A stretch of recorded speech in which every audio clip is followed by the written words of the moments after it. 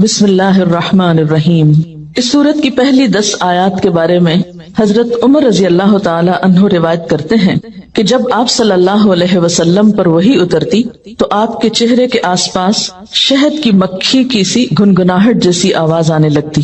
ایک دن آپ پر وحی نازل ہوئی تو تھوڑی ہی دیر بعد آپ نے قبلے کی طرف منہ کر کے اور دونوں ہاتھ اٹھا کر دعا کی، اللہم زدنا ولا تنقصنا واکرمنا ولا تہنا واعطنا ولا تحرمنا وآثرنا ولا تؤثر علینا وارض عنا وارضنا۔ اس کا ترجمہ ہے، اے اللہ ہمیں زیادہ کر، تھوڑے نہ رہنے دے، یعنی ہماری تعداد میں اضافہ کر اور کمی نہ کر، ہمیں عزت عطا فرما، ذلیل نہ رہنے دے، ہمیں عطا کر اور محروم نہ رکھ، ہمیں دوسروں پر مقدم کر، دوسروں کو ہم پر مقدم نہ کر، ہمیں خوش کر دے اور ہم سے خوش ہو جا۔ اس دعا کے بعد آپ نے فرمایا، مجھ پر 10 آیات نازل ہوئی ہیں، جو ان پر عمل کرے گا جنت میں داخل ہوگا۔ اور پھر آپ صلی اللہ علیہ وسلم نے قد افلح المؤمنون سے لے کر 10 آیات پڑھی۔ اسے ترمذی نے روایت کیا ہے۔ اسی طرح نسائی نے کتاب التفسیر میں یزید بن بابنوس سے نقل کیا ہے کہ انہوں نے حضرت عائشہ رضی اللہ تعالی عنہا سے سوال کیا کہ رسول اللہ صلی اللہ علیہ وسلم کا اخلاق کیسا اور کیا تھا؟ انہوں نے فرمایا، آپ کا خلق یعنی طبعی عادت وہ تھی جو قرآن میں ہے، اور اس کے بعد یہ 10 آیتیں تلاوت کر کے فرمایا، بس یہی خلق اور عادت تھی رسول اللہ کی صلی اللہ علیہ وسلم۔ یہ حدیث کافی مشہور ہے، کان خلقہ القرآن، کہ آپ کا اخلاق قرآن تھا، لیکن اس کے بعد یہ 10 آیتیں تلاوت کر کے فرمایا، بس یہی خلق اور عادت تھی رسول اللہ صلی اللہ علیہ وسلم کی۔ تو گویا حضرت عائشہ رضی اللہ تعالی عنہا نے پورے قرآن پاک میں سے خصوصاً ان 10 آیات کی تلاوت کر کے آپ کا اخلاق ان کے مطابق بتایا۔ انہی آیات کی روشنی میں مجھے اور آپ کو بھی اپنے اخلاق کا جائزہ لینا ہے، اپنے آپ کو پرکھنا ہے کہ کیا ہمارے اندر یہ صفات اور یہ عادات پائی جاتی ہیں۔ کیوں؟ اس لیے کہ قد افلح المؤمنون الذین هم فی صلاتهم خاشعون، یقیناً فلاح پا گئے وہ مومن، اور پھر آگے ان صفات کا ذکر ہے کہ جن کے اندر یہ صفات ہیں وہ فلاح پا گئے۔ اس سے یہ پتہ چلتا ہے کہ اگر یہ صفات نہیں ہیں، یہ باتیں جو آئندہ بتائی جانے والی ہیں، اگر یہ ہمارے اخلاق اور کردار کا حصہ نہیں ہے اور ہم ان صفات سے محروم ہیں تو ہم رزق پر ہیں۔ کہیں ایسا نہ ہو کہ اس کامیابی سے محروم ہو۔ اگر ہم حقیقی معنوں میں کامیاب ہونا چاہتے ہیں تو پھر کوشش کر کے ان صفات کو اپنے اندر پیدا کرنا ہوگا۔ تو آئیے دیکھتے ہیں کہ اللہ تعالیٰ کیا فرما رہے ہیں۔ قد افلح المؤمنون، یقیناً فلاح پا گئے مومن۔ فلاح پانے کے لیے سب سے پہلی صفت ایمان۔ ایمان کے بغیر اگرچہ یہ صفات ساری یا کوئی ایک آدھ میں سے کسی شخص کے اندر ہو بھی تو اس کو اس سے فائدہ نہ ہوگا۔ یہ صفات بھی اس وقت فائدہ دیں گی جب ایمان ہوگا۔ یہاں کامیابی کے لیے لفظ فلاح استعمال ہوا ہے، کامیاب ہو گئے مومن، فلاح پائی مومنوں نے۔ تو فلاح کا لفظ فے لام ہے سے ہے، جس کے 3 معنی ہوتے ہیں، نمبر 1 پھاڑنا، نمبر 2 کامیابی، اور نمبر 3 بقا، باقی رہنا۔ فلاح کے معنوں میں جو چیرنا، پھاڑنا، کاٹنا ہے، اسی سے لفظ فلاح بھی نکلا ہے۔ کاشتکار کے لیے لفظ استعمال ہوتا ہے جو زمین کو پھاڑتا ہے، چیرتا ہے، کھیتی کاٹتا ہے اور کامیاب ہوتا ہے۔ پھر اسی طرح دوسرا معنی فلاح کا کامیابی ہے، تو اس کے معنی میں یہ بات آتی ہے جیسے کہ قاموس میں آتا ہے، فلاح کا معنی ہے ہر مراد حاصل ہو اور ہر تکلیف دور ہو۔ یعنی کامیابی کیسی، یا کامیابی کا مفہوم کیا ہے اس میں؟ ہر مراد حاصل ہو، یعنی جو دل چاہے وہ مل جائے، اور ہر تکلیف دور ہو، یعنی جو ناپسندیدہ چیزیں ہیں وہ انسان سے ہٹ جائیں۔ اس قسم کی کامیابی کے لیے یہ لفظ فلاح استعمال ہوتا ہے۔ اور تیسری چیز بقا کے ہے، یعنی اس میں لفظ باقی رہنے کا معنی بھی ہے کہ کامیابی ایسی نہیں جو وقتی ہو۔ مثلا کوئی ایک دن یا ایک گھنٹہ یا ایک لمحہ آپ کا ایسا گزرا کہ جو آپ چاہتے تھے وہ آپ نے کر لیا، اور جو آپ ناپسند کرتے تھے وہ آپ سے دور ہو گیا، اور اگلے ہی لمحے وہ سب مصیبتیں پھر لوٹ آئیں جن کو آپ اپنے سے ہٹانا چاہتے تھے۔ اس فلاح کی طرف یہاں اشارہ ہے جو ہمیشہ کی ہے، جزوی یا وقتی کامیابی نہیں، ہمیشہ کی کامیابی۔ اسلام کی نظر میں مفلح وہ ہوتا ہے جو دنیا میں رہ کر اپنے رب کو راضی کرے اور اس کے بدلے میں آخرت میں اللہ تعالیٰ کی رحمت اور بخشش کا مستحق ہو۔ اس کے ساتھ اگر دنیا بھی مل جائے تو اچھا، اگر دنیا نہ بھی ملے تو جو شخص آخرت کی کامیابی پا گیا وہی دراصل مفلح ہے۔ اس ساری ڈیفینیشن کو سامنے رکھا جائے تو دو تین چیزیں سامنے آتی ہیں۔ نمبر ایک، اس کامیابی کے لیے کوشش ضروری ہے، یعنی پہلا معنی تھا نا اس میں پھاڑنا، چیرنا، کاٹنا، یہ سارے کام مشقت والے، جیسے پیچھے جہاد کی بات تھی تو یہاں پر فلاح کے معنوں میں اسی مشقت کی روح موجود ہے۔ دوسری بات یہ ہے کہ اصل مفلح اور کامیاب وہ ہے جس کی ہر مراد پوری ہو اور ہر تکلیف دور ہو، اور ایسا ہونا دنیا میں ممکن نہیں۔ اس لیے کوئی شخص جو دنیاوی اعتبار سے کامیاب کہلاتا بھی ہے وہ حقیقی معنوں میں کامیاب نہیں۔ تو ہم جب کامیابی کے لیے کوشش کریں تو صرف دنیا کو سامنے رکھ کر نہیں، آخرت کو سامنے رکھ کر باقی رہنے والی یعنی بقا کے معنی بھی مد نظر رہیں۔ تو قد افلح، اب جب لفظ ہم بولے افلح، کامیاب ہو گیا، کیا ذہن میں آ رہا ہے؟ محنت کی، مشقت کی، وہ مشقت کام آئی، فائدہ مند رہی، قبول ہو گئی، ایسی خوشی نصیب ہوئی کہ جو چاہا مل گیا اور جو پسند نہیں تھا وہ سب دور ہو گیا، اور پھر ایسی کامیابی جو ہمیشہ ہمیشہ کے لیے۔ قد افلح، بامراد ہو گیا، اپنی منزل کو پا گیا، ہمیشہ کی خوشیوں کو پا گیا۔ کون؟ المؤمنون، جس میں ایمان کی صفت تھی، ایمان والے۔ اور ایمان بھی یہاں صرف زبانی اقرار کا نام نہیں، اسی لیے مؤمنون کی ساتھ جو صفات بتائی جا رہی ہیں وہ کچھ تمناؤں اور آرزوؤں پر مشتمل نہیں یا محض باتوں پر مشتمل نہیں، بلکہ اس میں محنت ہے، مشقت ہے، کوشش ہے۔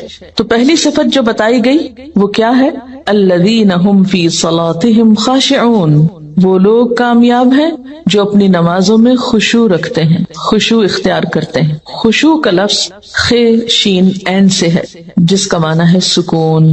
ایسی نماز جس میں سکون ہو، دل کے اندر بھی اور ظاہری حرکات میں بھی، یعنی دل میں اللہ کا خوف ہو، اللہ ہی کی محبت ہو، اللہ کی طرف دھیان ہو، اور دل کے اندر یہ احساسات اتنے گہرے ہوں کہ انسان کے ظاہری رویے میں بھی نظر آ رہے ہوں، اس کے اعضاء پر بھی ان کا اثر ہو۔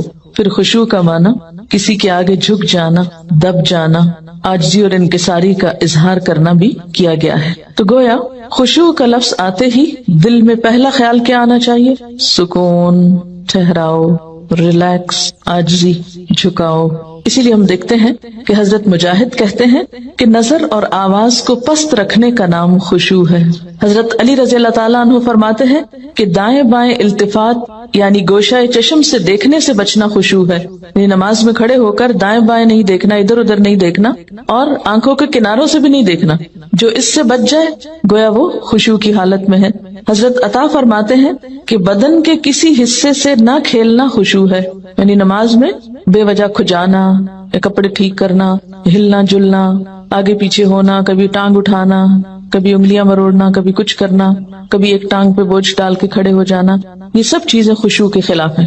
حضرت ابو ذر رضی اللہ تعالیٰ عنہ سے روایت ہے کہ رسول اللہ صلی اللہ علیہ وسلم نے فرمایا، اللہ تعالیٰ نماز کے وقت اپنے بندے کی طرف برابر متوجہ رہتا ہے جب تک وہ دوسری طرف التفات نہ کرے، یعنی بندہ جب رب کی طرف متوجہ رہتا ہے تو رب بھی بندے کی طرف متوجہ رہتا ہے۔ جب وہ دوسری طرف التفات کرتا ہے یعنی گوشہ چشم سے دیکھتا ہے تو اللہ تعالیٰ اس سے رخ پھیر لیتے ہیں، یعنی آپ کا دھیان اگر اللہ کی طرف رہا تو اللہ کی توجہ بھی آپ کی طرف، جو ہی آپ نے ادھر ادھر منہ کیا، توجہ کی، اللہ نے بھی اپنا رخ پھیر لیا۔ نبی کریم صلی اللہ علیہ وسلم نے حضرت انس کو حکم دیا کہ اپنی نگاہ اس جگہ رکھو جس جگہ سجدہ کرتے ہو، اور یہ کہ نماز میں دائیں بائیں التفات نہ کرو، یعنی نماز کو خشوع کیا ہے؟ نگاہیں سجدے کی جگہ ہوں۔ اگر آپ اس عمل میں کامیاب ہو جائیں تو یقین مانے آپ کی نماز میں خشوع آ جائے گا۔ بہت سے لوگ یہ سمجھتے ہیں کہ شاید آنکھیں بند کر کے نماز پڑھنے سے زیادہ خشوع آتا ہے، جو کہ غلط فہمی ہے۔ ایسا کرنا پسندیدہ بھی نہیں، لگتا بہت آسان ہے، کہ کچھ چیز نظر نہ آئے تو ہمارا دھیان زیادہ اللہ کی طرف ہو جائے گا. جو لوگ آنکھیں بند کر کے پڑھتے ہیں وہ آنکھیں کھول کر سجدے کی جگہ دیکھنا شروع کریں. اس میں یہ ہوتا ہے نا کہ جب ہم بچپن سے ایک طریقے پہ نماز پڑھ رہے ہیں, کبھی کسی نے ہمیں ٹوکا نہیں, کیونکہ ہم سب سے زیادہ مائنڈ اس وقت کرتے ہیں جب کوئی ہماری نماز کی اصلاح کرنا چاہے. عام طور پر اگر آپ لوگوں کو کسی بھی چیز سے روکیں تو وہ اتنا نہیں برا مناتے, لیکن اگر نماز کے بارے میں تھوڑی سی بات بھی کر دے تو ہائپر سینسٹیو ہوتے ہیں, غصہ کرتے ہیں. کیوں کہا؟ مثلا کسی نے اگر دوپٹہ باریک لیا نماز میں تو اسے روکا جائے کہ نہیں یہ ٹھیک نہیں, یا اگر ٹخنے ننگے ہو رہے ہیں اور بتایا گیا, یا یہ کہ نماز کا طریقہ درست نہیں, اگر اس میں کسی نے تھوڑی سی بھی مداخلت کر دی تو ناقابل برداشت. تم ہوتے کون ہو مجھے کچھ کہنے والے؟ اس لیے عموماً لوگ اپنی عزت بچانے کو دوسروں کو چھوڑ دیتے ہیں. ٹھیک ہے جو چاہیں کریں, پھر کیا ہو سکتا ہے جب کسی کو خود پرواہ نہیں, جب کوئی خود اپنی اصلاح نہیں چاہتا تو آپ کیا کر سکتے ہیں کسی کے لیے؟ اور بعض اوقات انڈائریکٹلی 20 بار سمجھانے کے باوجود بھی لوگ اپنا طرز عمل نہیں بدلتے. تو یاد رکھیے کہ جب تک طریقہ درست نہیں ہوگا خشوع نہیں آئے گا. تو خشوع لانے کے لیے نمبر 1 کہ سنت کے مطابق نماز پڑھنے کی کوشش کریں, اور اس میں سجدے کی جگہ پہ دیکھنا شروع کریں. نماز میں حرکت کم کریں. اگر آپ کسی کو خشوع کے ساتھ نماز پڑھتے دیکھیں تو آپ دیکھیں گے آپ کی نماز میں بھی آئے گا, یا آپ کے پاس اگر کوئی کھڑا ہو تو اس سے بھی آپ کو فائدہ ہوگا. لیکن اگر آپ واقعی چاہتے ہیں, کیونکہ اس تدبیر نے مجھے بہت زیادہ فائدہ دیا ہے, آنکھیں بند نہیں کرنی, آنکھیں کھلی رکھنی ہے, لیکن مسلسل سجدے ہی کی جگہ پہ دیکھنا ہے, ادھر ادھر نہیں دیکھنا, اور کم سے کم حرکت, ہلنا نہیں ہے. یہ 2 کام آپ کر لیں تو اندر بھی ٹھہراؤ آئے گا. اسی لیے خشوع کا معنی سب سے پہلے میں نے آپ کو سکون والا بتایا, سکون. اور جو اس طرح نماز پڑھے اس کی نماز کے بعد بھی اس کو ایک خاص سکون نصیب ہوگا. ہم نماز پڑھ کے بے چین اٹھتے ہیں بعض اوقات, کیا پڑھا, کبھی رونے بھی بیٹھ جاتے ہیں, کوئی فائدہ نہیں. یہ رونے دھونے سے کوئی زیادہ فائدہ نہیں ہے, یہ ایک لیم ایکسکیوز ہوتا ہے. رو کے اپنے آپ کو ہم خوش کر لیتے ہیں کہ ہم رو لیے, بس ندامت کے آنسوں نے سب غلطی دھو دی. ٹھیک ہے, اس سے دھل جاتی ہے غلطی, لیکن غلطی کی جب تک اصلاح نہ ہو تو محض رونا فائدہ نہیں دیتا, یا محض ندامت فائدہ نہیں دیتی. تو اس لیے 2 چیزوں پہ خصوصی توجہ کرنی ہے اگر چاہتے ہیں خشوع آئے. تو یہاں پر اللہ تعالیٰ فرماتے ہیں کہ صرف نماز پڑھنا ہی کافی نہیں, بلکہ نماز میں خشوع ضروری ہے. کس کے لیے؟ کامیابی کے لیے. اسی لیے آپ دیکھیے کہ ایسی جگہ پر نماز پڑھنے کو کہا گیا ہے جہاں زیادہ آس پاس موومنٹ نہ ہو. مردوں کے لیے تو بہت ہی اچھا چانس ہوتا ہے کہ مسجد میں چلے جائیں, مسجد میں سبھی نماز پڑھیں, کچھ اور تو وہاں ہو نہیں رہا ہوگا, تو اس میں خشوع پیدا ہونے کا ایک قدرتی ماحول ہوتا ہے. لیکن عورتوں کے لیے کیا پسندیدہ ہے, جیسے حدیث میں آتا ہے کہ گھر کے اندر والے حصے میں, یعنی جتنا عام ایکٹیویٹی والے حصے کو چھوڑ کر آپ الگ تھلگ ہو کر نماز پڑھیں اتنا ہی اچھا ہے. تو جب ہم سکون کے فارمولے پہ عمل کریں گے تو لازمی طور پر پھر ہم نماز میں کچھ اور چیزوں کا بھی خیال رکھیں گے جو عموماً دیکھا گیا ہے کہ لوگ ان کا خیال نہیں رکھتے. تو کن چیزوں سے پھر بچنا ہے؟ مثلاً نمبر 1 ہلنا نہیں, نمبر 2 مختلف سمتوں میں جھکنا نہیں. کیسے؟ یعنی یہ نہیں کہ کبھی دائیں ٹانگ پہ کھڑے ہو جائیں, کبھی بائیں ٹانگ پہ کھڑے ہو جائیں, یہ نہیں کرنا. ٹھیک ہے, اگر شروع میں آپ کو بہت لمبی نماز کی عادت نہیں تو مختصر پڑھنا شروع کریں, لیکن ہلے بغیر. کپڑوں کو بار بار سمیٹے نہیں, نہ ان کو جھاڑیں. ایسا دوپٹہ یا ایسا لباس نہیں پہنے کہ جو بار بار گرے اور بار بار آپ اس کو سمیٹنے میں مصروف ہوں. پھر اسی طرح جائے نماز کو درست طریقے پہ بچھائیں, یہ نہیں کہ نماز کے بیچ میں ہی آپ اسے ٹھیک کرنا شروع کر دیں. ایسی جائے نماز پہ کھڑے مت ہوں کہ جو ہر دفعہ میں اکٹھی ہو جائے اور ہر دفعہ میں آپ اس کو سیدھا کر رہے ہیں. پہلے جو کھجور کے درختوں کے پتے ہوتے تھے ان کے جو جائے نماز ملتے تھے, اگر آج آپ کو میسر ہو اور اس پر نماز پڑھنے کی کوشش کریں تو آپ دیکھیں گے خشوع میں اضافہ ہوگا. ان کو ایک نیچرل میٹ ہوتا ہے نا, اس کی اپنی ایک خوشبو بھی ہوتی ہے اور وہ اکٹھا نہیں ہوتا, اور اس پر آپ کے ہاتھ پاؤں سب جم جاتے ہیں. یہ جتنی مخملی جائے نمازیں آ گئی ہیں اتنی ہی نماز میں خشوع ختم ہو گیا. کبھی پاؤں پھسل رہے ہوتے ہیں, کبھی ہاتھ پھسل رہے ہوتے ہیں. جس چیز پر آپ نماز پڑھتے ہیں اس کو بھی درست کرنے کی ضرورت ہے, وہ بھی مددگار ہے. اسی لیے آپ صلی اللہ علیہ وسلم نے نماز کے وقت سامنے نقش و نگار اور جائے نمازوں کے اوپر نقش و نگار اور ان چیزوں کو ناپسند کیا ہے, کیونکہ یہ بھی نماز میں خلل انداز ہوتے ہیں. پھر اسی طرح تن کے بھی نہیں کھڑے ہونا چاہیے, یعنی بہت اکڑ کے نہیں کھڑے ہوں, بلکہ نارمل نیچرل ریلیکس طریقے سے کھڑے ہوں. بہت اونچی قرات نہ کریں.